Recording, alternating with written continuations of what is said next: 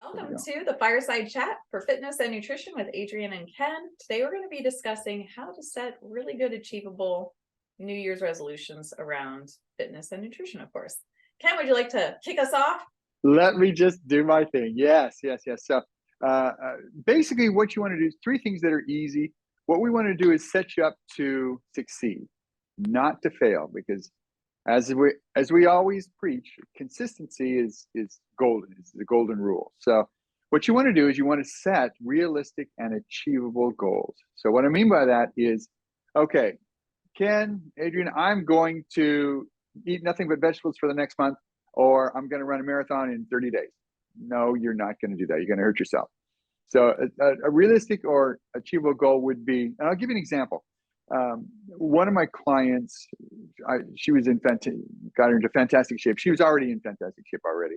But I asked her, you told me that you were chubby when you were a kid. Well, how did you get out of that? What did you do? And she said, I finally had enough of it, of being overweight. This is just her personally. And she said, one day I jogged, and she was probably 16, 17 at the time. I jogged down to the end of the block and back. The next day, I jogged around the corner and back. The next day, I jogged around half the block and back. And then she just kept adding to it, and then she finally got up to where she was jogging 5 miles a day. But she started very slowly, and she worked into it. And that's what you want to do. You want to get into something that you don't have to spend a whole lot of time at the start. So if you're doing it, let's say for instance, if you're doing it by yourself, it's something that you can build into, that you can get used to, and you can then start to feel the difference in your body as you do it more often and more consistently and for a little bit longer periods of time, because you will like how you feel. It's just that we as Americans, we don't like to exercise. Everything is done for us. And what I mean by that is we get in a car and go somewhere. We don't walk typically, except for the walking cities, New York and so forth. But basically, make it to where it's realistic and it's achievable at first. So just start off with like my client did, go walking or go walking for half a block, and then you come back, and then you go for 3/4 of a block, then a full block. But do it on a consistent basis, but start real slow and real short. Now that's number one. Number two is set aside some time, either in the morning. I find in my experience that either in the morning or at night, like in the morning before you get up, not before you get up. Yeah, in the morning before you get up, Adrienne, right? You do something in your sleep. So when you first get up, do something for 5, 10, 15 minutes. Just get up 5 minutes at first, earlier than you normally get up, and do something, maybe some mobility movements, or go walking, or maybe do some push-ups or something that'll get you used to doing it, in the morning, or right before you get, you're done in the evening before you get ready for bed. Do it that time. In the morning, I've found that if you do it before anything else, there's hardly any distractions. Nobody's up. So there's no, oh, mommy, can you help me with this? Or the boss has called, I've got to go do this. There's no distraction. So it's your time. It's just a me time, I guess you could say. So morning is what I like. But if you're not a morning person, you're not going to do it. So set aside a time, during the day on a consistent basis at the same time. Let me give you an example. I'm going to save that for the third one. So that's the second one. The third one is join a fitness group or a club, or find an accountability partner. It could be us. It could be, it's for eating or for fitness. But and if you give an example, it's someone that will hold you accountable, not someone that's real close to you that say, "Don't worry about it. You don't have to do it today. Just come watch TV with me and don't exercise." Or get somebody that will hold you accountable and say, "No, you said you were going to do this. You need to do it," and that will help get you more consistent and get you more consistent. And now the example I wanted to use is I have a dog.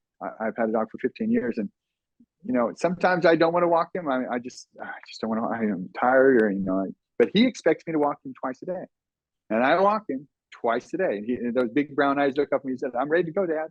I'm ready to go." And he said, "How can you say no to that? How can you say?" So either get an accountability partner or get a dog. They'll make you. and get them in the habit of walking, and they'll drag you out and say, come on. They'll give you the leash and say, come on, Dad, or come on, Mom, we're going.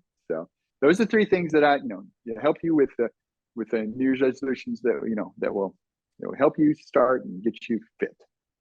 I love those so much. Yeah.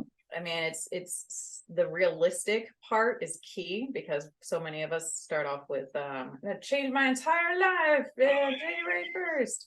Exactly. We all know how long that lasts, right? About 6 weeks. Yeah. About an average about 6 weeks, and then we're done. I thought it was even less than that. I thought it was like 3 weeks.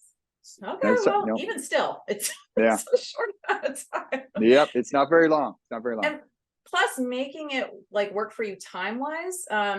I'm also more of a morning person, and I kind of just like to get the hardest thing knocked out.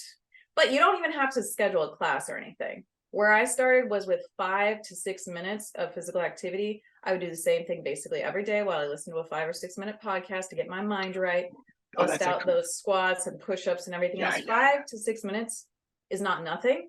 It's also not an hour of sweating.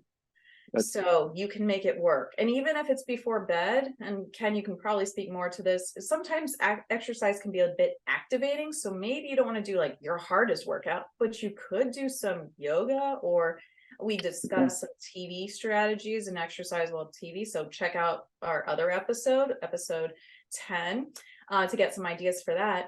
And then also the accountability piece. Now you have a dog. I have bunnies. They do not require me to go outside. One day I'll get a dog. But for now, it's kind of just on me, and also telling some people in my life, like, hey, I'm doing this, or like, let's do a fitness challenge together. That can be fun. That can be fun too. Kind of just keep piggybacking off of this. We started with some general principles, then we moved into some fitness and how to start incorporating that. The lifestyle piece that is really key is sleep. I didn't think you would expect a nutritionist to probably mention sleep first, but I actually think it's more important than food. Because what happens when we don't sleep very well or very much? Do we feel like exercising? No. Tired. What do we feel like eating? A big salad? Make it a big salad, chopping for about 20 minutes? Comfort food. Probably more fast food, right? Like get it in. I'm hungry. I'm tired. Let's go. So sleep, definitely, whether you want to start with establishing a regular bedtime, maybe you want to create a whole routine, but this is the most important. After that, and maybe during, if you feel super ambitious, proper hydration. It is so basic. People will skip this in favor of all sorts of other supplements and crazy things they can buy. You just need to make sure that you're being properly hydrated. And we have a whole episode around this too. So check that out, but also know that it's roughly half your body weight in ounces that you want to take back in every day. And of course, if you're doing physical activity, especially strenuous things in hot weather, that's going to change, but general principle, keep that in mind. This kind of relates to the setting a specific time each day to do an activity. I would say if you want to improve your health further, try to get in an extra vegetable and get very clear as to where you're going to put that vegetable. Because if you say breakfast and you know that you eat basically cereal or oatmeal, you're going to put a vegetable in there? No. Probably not. No. But if you say every lunch, I'm going to have carrots or celery or bell peppers or something, you get very specific about when you're going to do it and what kinds of foods. And that's going to make you more successful with this whole endeavor. So those are some ideas to get started with. Any other things that you want to comment on, questions about, Ken? My favorite, consistency. I know. You start off something, you will feel better. Whether you exercise or eat better, you'll feel accomplished. It'll make you feel better, even if it's just in your mind. And that'll help you to do more things that are better for you, either nutritionally or exercise-wise. And that's what we're all about. That's what we're trying to do. We're trying to help you. Yeah, consistency. And I would say, like you mentioned, it's kind of an upward spiral where we are like feeling better. I want to do more, feeling better, I want to do more. Let's start small instead of too big and then coming down, sliding down, basically. Correct. Spiral into our old habits. True. It's easy to do if you start small. Start small. If there are any topics that you'd like us to cover, please put something in the comments section, or just let us know what you think. And we'll address it in some future chats. But for right now, start small and have a happy new year. Take care, everyone.